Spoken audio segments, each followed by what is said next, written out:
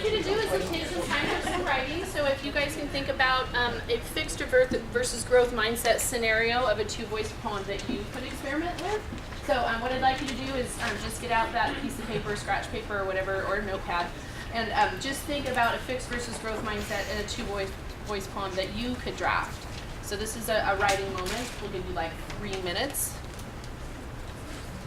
Your own time, where you're the one that's responsible for coming up with the ideas and thinking and just feeling the weight of that on their shoulders. I think that's important for them to feel that and understand that. But at the same time, I want to make sure that they get chances to expand, and maybe, with good modeling, we're teaching them that they can talk to other people and get some ideas, and then they can also move on from there. So at this point, what I'd like you to do is maybe take some of your idea, but get together with a partner at your table or a partner to just decide what is a two-voice poem that you guys could write that you actually have a model that you've written that you might be able to share with your class, for example, this genre. So now, take your ideas and see if there's something you guys can work together so you've got a poem for this. Some ideas. If you have an idea started, or if somebody actually has kind of the beginning or portion of a two-voice poem, I have would to you share have a with man us? help me. You need a man to help? Yeah. All right. Two right there. Fellas, step in. You want to have a double gender. First, you need to know I've been married 33 years and I'm happily married, but I need a man. I don't know why I went this direction. I think it's because my husband's been with me this last few days. Okay, I can't you'd better change. You married me for me. I married you for who I thought you could become. Change. Love. You don't love me. I love you. Marriage.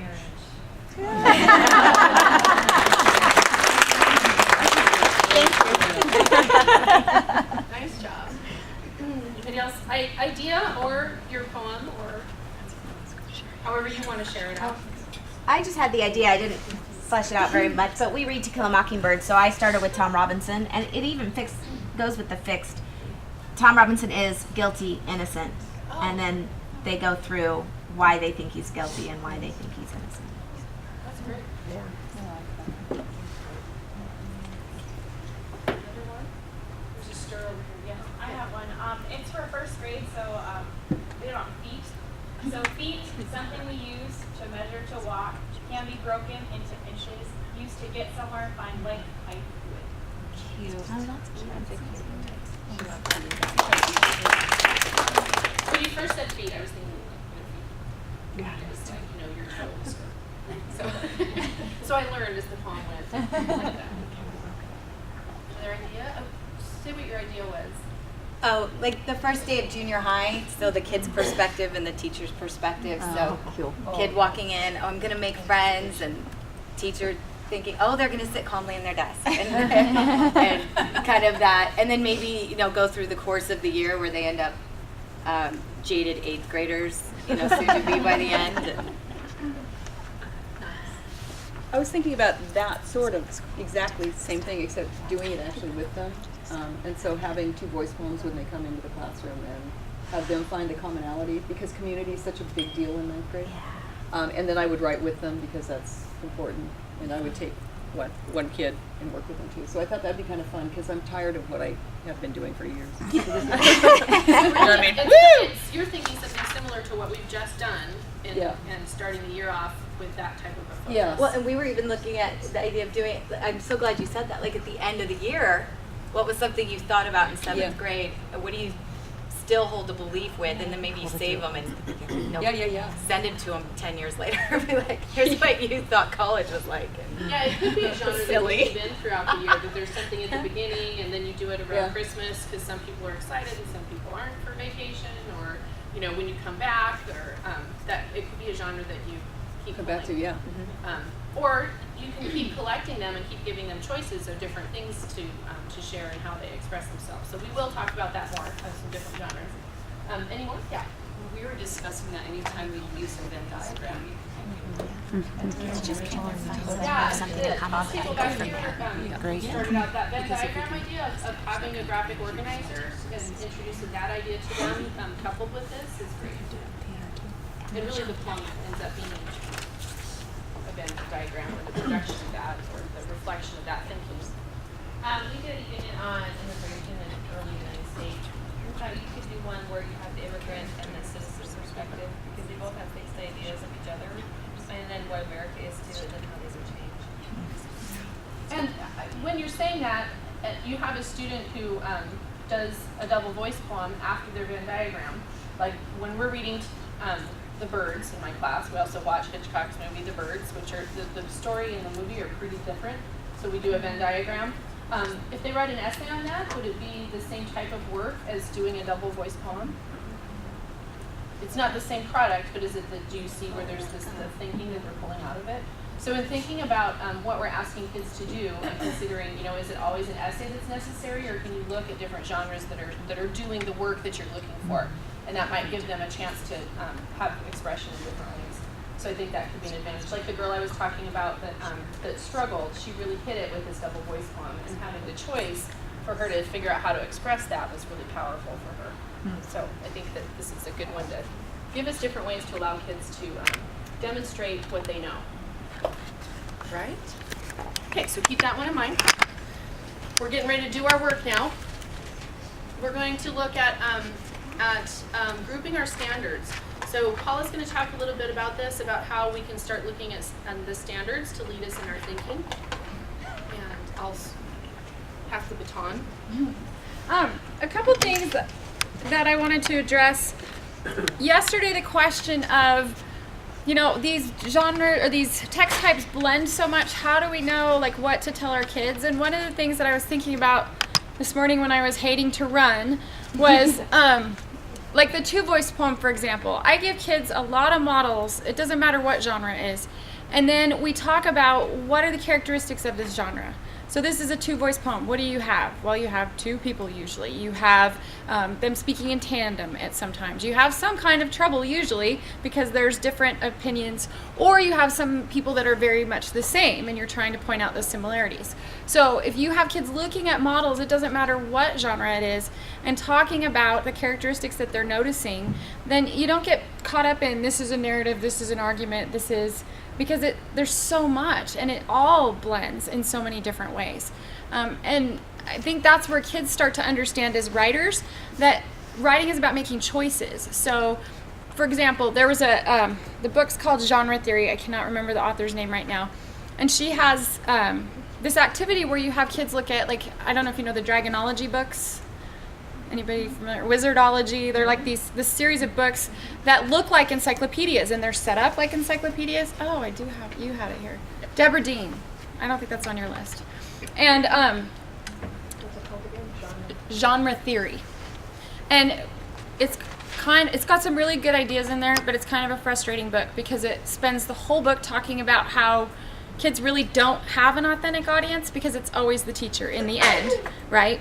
So I kept waiting for an answer to that problem, and they never gave one. But so keep that in mind. There's some great activities, though. So this is what I've done with my kids. So my stepson has all these books, and they look like encyclopedias. Like we talk about the characteristics, the genre of the encyclopedia, what's included, what's in there, and some of them don't know because they've never seen them.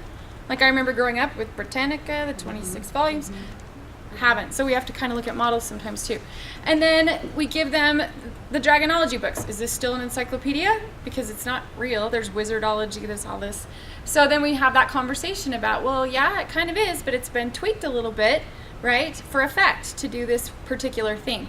That author made choices to do that. So it still kind of fits the genre, but they made some different choices.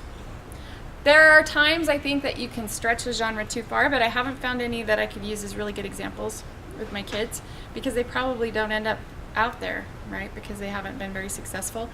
Another activity in that book that's really fun is the book The Paper Bag Princess. Do you guys know that one? Mouch, I think, is the writer. We brainstorm all the characteristics of a fairy tale, which is really hard for ELL kids, by the way. I didn't realize that till we started, and then I was like, oh, but your culture probably has something similar. And for the most part, they did. They just didn't have the same characteristics, which was really interesting. So anyway, we brainstorm the characteristics, and then we read The Paper Bag Princess, and then we ask the question, is it still a fairy tale? well, yeah, it's got this and this and this, but it totally doesn't do this. And so it's about the conversation, and not so much always putting things in little boxes all the time, because writing doesn't work that way. And I'll show you some examples of some things my students did a little bit later today, where they've been put in all these boxes for so many years, and then you try to break them out, and it's really hard to do. So I just was thinking about that question this morning when I was running. The unit plan, kind of projecting forward, a lot of you asked yesterday, like, what's this unit plan? Do I need to bring stuff? We're going to talk through that process over the next 2 days. So before you leave tomorrow, you should have kind of the workings. You won't have all the details, of course, because we only have 3 days of a unit plan. And that's what that gallery walk pictures that Rhonda showed you, that's what we'll be doing with those. You can work, you're going to be with people by grade level. That's kind of why we organized you this way. And when we're finished with that back table, if some of you want to split up because you have big groups, that's totally fine. You're going to create that unit plan, and hopefully we want it to be something that you will use. But we're going to kind of ask you to, again, activate that growth mindset and try something a little different today in where you start with your planning. Okay?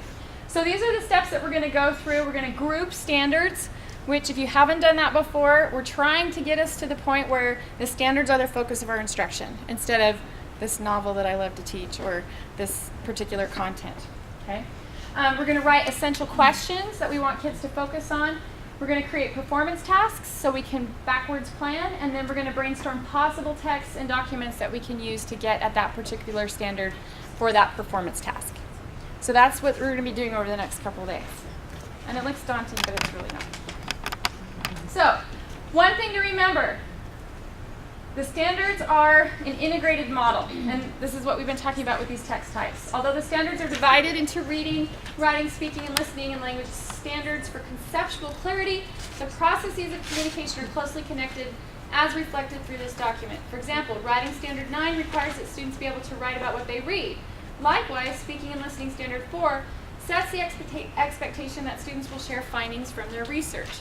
You can't just go, here's my checklist. Got this one done, got this one done, because they are so integrated. So the first thing we're going to talk about is articulating goals for a unit.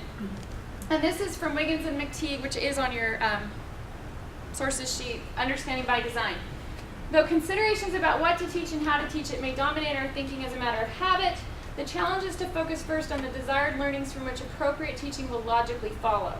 Our lessons, units, and courses should be logically inferred from the results sought, not the methods, books, and activities with which we are most comfortable. And this tends to freak people out, and myself included. The first time Rachel Bear took us through this process, I was like, you have lost your mind, there's no way I can do that. And now it's the only way I can plan. So we're going to kind of suspend some things. Are you doing the slides? There you go. This is one of my favorite slides because it shows like all the different points where you can enter in to decide what you're going to do when you're developing units. So there's, there are established goals or content standards. So that's what we really want you to take and put as the focus. And it really takes some work to go, okay, here's the established goal, the content standard that I plan to meet. And it is so difficult to put everything else aside. So if that's what you're doing, there are, of course, all these other ways to approach teaching. So what you want to teach, an important topic or content, an important skill or process, a favorite activity or a familiar unit. There might be something that you do that you know you want to work in, so of course that would make sense. A key text or a resource, so that's where people say, this is my To Kill a Mockingbird unit, that they're thinking that that's a key test because you have 400 of those copies in your school and you are going to utilize those. But I think that for me what I found is that To Kill a Mockingbird is what I am using in order to teach this standard. And when my thinking shifted like that, it really helped me realize what students are learning and what they're doing in my class that's going to carry over from year to year. So when they go to the next level, when they go into college, those are the things that are going to stick with them. So I'm using To Kill a Mockingbird, but I really probably could use other texts to do that same thing. So it really kind of helped me see the freedom of the choices that are available. And then also a significant test. We do have to face that there might be an end of course exam. There might be something that is really part of why you're doing what you do. So in having all of these different places where we come from and how we decide what we're doing for units, we want you to recognize that and then set them as best you can aside. And it's kind of messy. You almost can't help it because as soon as you're thinking of the goal or standard, you immediately start thinking of the other things that are going to help work into that. So if you can just conscientiously keep filtering them aside and keep focusing on the standards, I think that conscientious awareness will help. There's something else I wanted with that. I just lost it. It'll come back to me. But keep this in mind, that there are all of these approaches, and so it is kind of messy, and there might be a hybrid that you end up with. Oh, I know what I was going to say. In a lot of schools, there have been very scripted programs, and so people also aren't even used to designing units, where, for many, they sit down and write a unit and they have a plan. So this is a shift in how to do that, but for others, it's a whole new learning of how to write units so that you are deciding what kids are doing in order to reach the goals that you know are set by the standards. So we realize that there's that whole gambit, and you should realize that too about kind of where you are in that process. Okay? So let's do for a second for you to stop. Remember what I said before about thinking on your own. So first, if you would just take a minute to write down, what is your go-to entry point for unit planning? So where are you? Is it established goals or standards? Is it an important topic or content? An important skill or process? A significant test? A key text or resource? A favorite activity or familiar unit? So think for a minute right now, where are you normally in this process? What is your go-to method that you use? So right now I'd like you to think on your own and just write down a few lines on that.